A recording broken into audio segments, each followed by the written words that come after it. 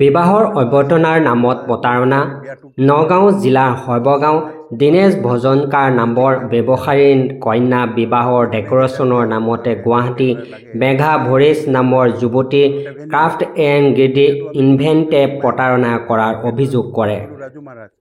বিবাহৰ অভ্যৰ্থনাৰ ইভেণ্টৰ বাবে 12 লাখ টকা বন্দবস্ত হয়।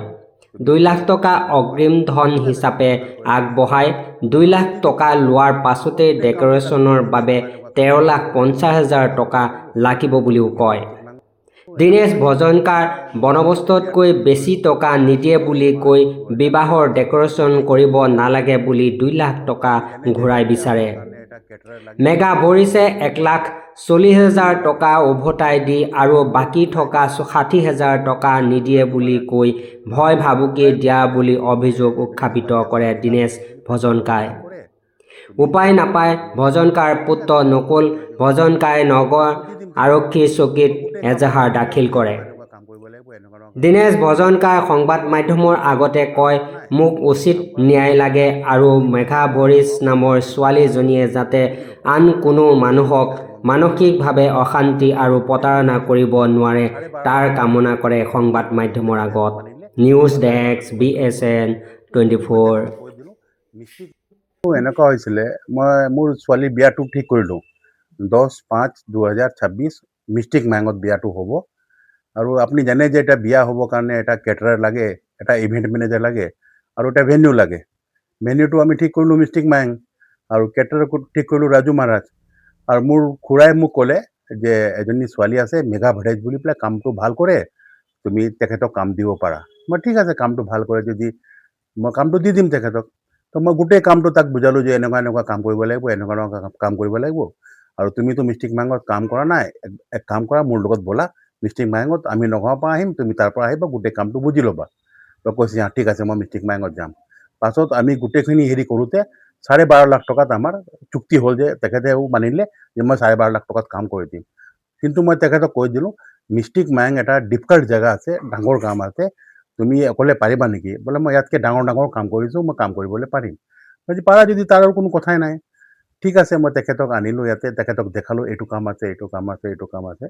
বোলে আংকল মোক কিবা এটা এডভান্স দিয়ক। মই ঠিক আছে, এডভান্সৰ কোনো কথাই নাই, মোৰ খুৰা গুৱাহাটীত আছে, তেখেতে এডভান্স দি দিব। মই 2 লাখ টকা এডভান্স দি দিলোঁ।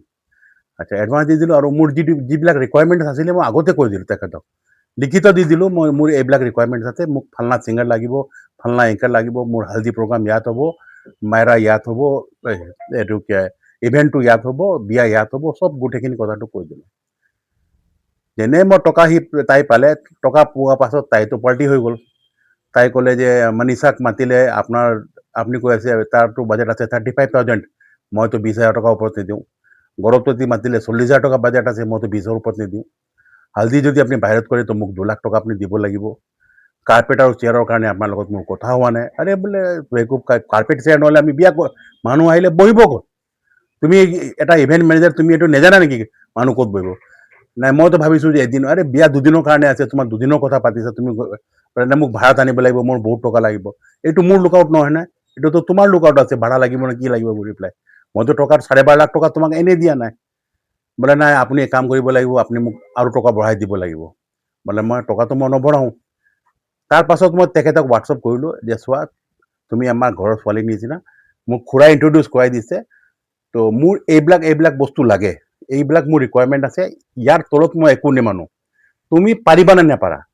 উইদিন আমাৰ এটা লিমিটেড বাজেট আছে, তাত তুমি পাৰিবা নে নেপাৰিবা? তেখেতে মোক ৰিপ্লাই কৰিলে, মোৰ তাত ৰিপ্লাইও আছে, আংকল মই চব বস্তু দিম, মই কোনো বস্তু আপোনাক মানে হেৰি হ'ব নিদিওঁ, আপোনাৰ বিয়াটো খুব ভালকৈ পাৰ কৰি দিম। কিন্তু আকৌ সেইটোৱে, আপুনি মোক 50,000 টকা তাৰ কাৰণে দিয়ক, সেইটো কাৰণে দিয়ক। পাছত মই গম পাই গ'লোঁ যে এই বস্তুটো ছাকচেছফুল নহ'ব। তেখেতক মই ফোন কৰি পেলাই ডিনাই কৰিলোঁ যে আপুনি এইটো বস্তুটো নোৱাৰিব। মই গম পাই গ'লোঁ, কাৰণ নোৱাৰাৰ কাৰণটো আছে যে আপোনাৰ তাত যোগাৰ নাই। ইভেণ্টৰ কাৰণে যোগাৰ লাগে পূৰা, আৰু ইভেণ্টটো গুৱাহাটীৰ পৰা আহি পেলাই 50 কিলোমিটাৰ দূৰ জংঘলত কৰিবৰ কাৰণে আপোনাৰ ৱৰ্ক ফ'ৰ্চ লাগে। তাত 5টা লেবাৰ নাই, তাত কামটো কৰিব কেনেকুৱা? মানুহ লাগিব, কমচে কম 100 মানুহৰ আপোনাৰ টিম লাগিব তাত কাম কৰিবৰ কাৰণে। আৰু ৰাতি কাম কৰিব লাগে, ৰাতি উঠি পেলাই ৰাতিপুৱা কাম কৰিব লাগে। মই গোটেইখিনি আমি হেৰি কৰিলোঁ, আমি এছেছমেণ্ট কৰিলোঁ, আমি 10 বাৰ মিষ্টিক মায়ং গ'লোঁ, তাত আহিলোঁ গ'লোঁ, আমি ক'লোঁ যে আমাৰ বিয়াটো বেয়া হৈ যাব। তেখেতক ক'লোঁ মই ঠিক আছে, তেখেতে ক'লে যে ঠিক আছে মই কোনো হেৰি নকৰোঁ। তাৰপাছত তেখেতে ক'লে টকাটো ঘূৰাই দিয়া। তেখেতে ক'লে যে মই তাক গড়তদিক 10,000 টকা দি দিলোঁ। মানে কোনো কথা নাই, গড়তদিৰ পৰা আমি টেক অভাৰ কৰি ল'ম। 1,90,000 টকা হৈ গ'ল। তাৰপাছত তেখেতে ক'লে খুচিজনক মই 10,000 টকা দিলোঁ। মানে কোনো কথা নাই, মই এইটো টেক অভাৰ কৰি ল'লোঁ। আচ্ছা, তাৰপাছত মই বোলে 1,80,000 টকা বাচিলে।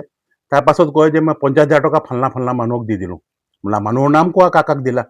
বোলে নাই এইটো মই নকওঁ।